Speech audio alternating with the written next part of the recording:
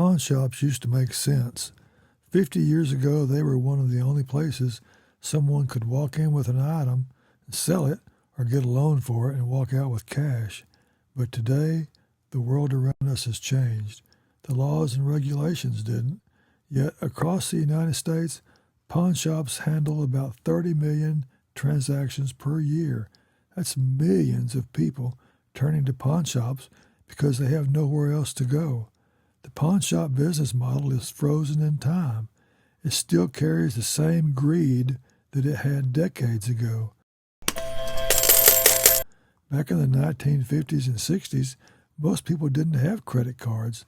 They had store cards such as Sears card, Montgomery Ward's card, Penny's, Kmart, not real credit cards. Banks didn't lend much to regular people unless they had full collateral, and there were no instant approvals, no online lenders, no emergency cash apps, no Venmo, no Zelle. If you needed money fast, you had two options: borrow from a friend or family or go to a pawn shop. It happened to me. I remember pawning a rifle and a scope for $30 to buy food for my family. And back then, $30 bought a whole lot more food than it does today. Even now, walk into any pawn shop and you'll see the same three things over and over: tools, guns, and jewelry. Those are the items people pawn when they're out of options. And the tools, that's the saddest part. These aren't just household tools, they're work tools, the kind that someone needs on a job site to earn a living. Years ago, pawn shops would take the item as collateral. The law allowed them to charge high fees. That was the logic. And in that era, maybe it made sense. But the world has moved forward. But pawn shop laws have not. Today, we have credit cards, personal loans, same-day bank transfers, buy now, pay later, emergency cash apps, online lenders, instant credit checks. We have more access to money than any generation in history. But pawn shops, they're still operating under rules written more than half a century ago. So let's talk about it, because this is a classic greed detector moment. Here's the part most people don't know.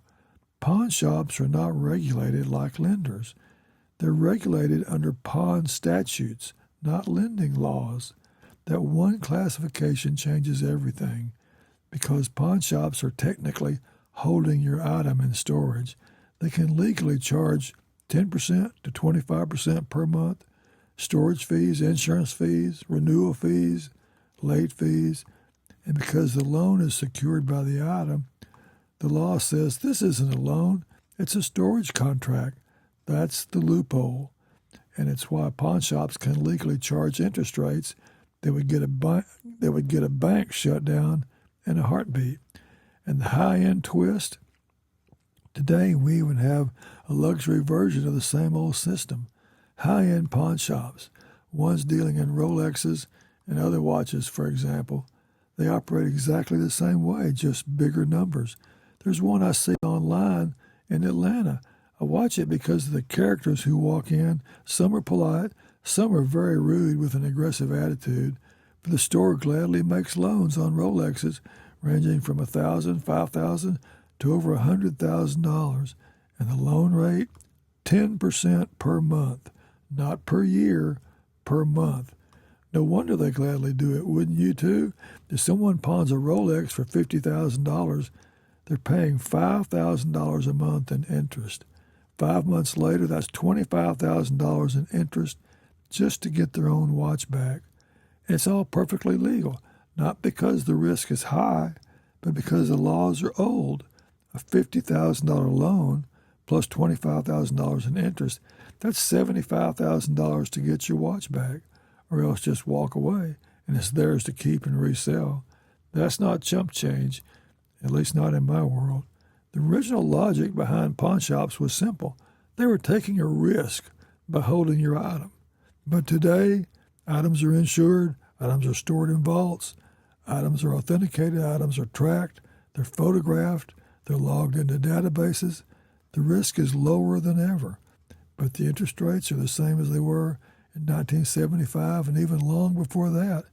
almost remindful of the old mafia days. That's not risk, it's greed. And the human side, the part no one talks about, people don't pawn items because they want to, and they sure don't want to pay 10% interest per month. They pawn items because they're desperate. They have no other options. No rich uncle or rich aunt across town with a crushing medical bill, a car repair, a job loss, gambling debt, a family emergency, maybe a rent payment. When someone is desperate, they're not thinking about the crazy interest rate. They're just trying to survive. Pawn shops know this, and their system profits from it. It's sacred. Desperation is their business model. Pawn shops made sense when the world had no credit, but today the laws are outdated, the interest rates are extreme, and the people who need it most are the ones who pay the highest price. The question isn't why pawn shops charge so much. The question is why we still allow it. And you hardly ever see one go out of business. That alone should tell you something. Sounds like greed to me. Almost like the old days when the debt collector was an enforcer, and we all know what that means. This is why people feel the system is rigged. At Greed MRI, we scan the world for hidden greed so you don't get played by the story time after time. Join us every day for our short and long videos on key topics. And thanks for watching, and subscribe to our channel for free on YouTube at Greed MRI.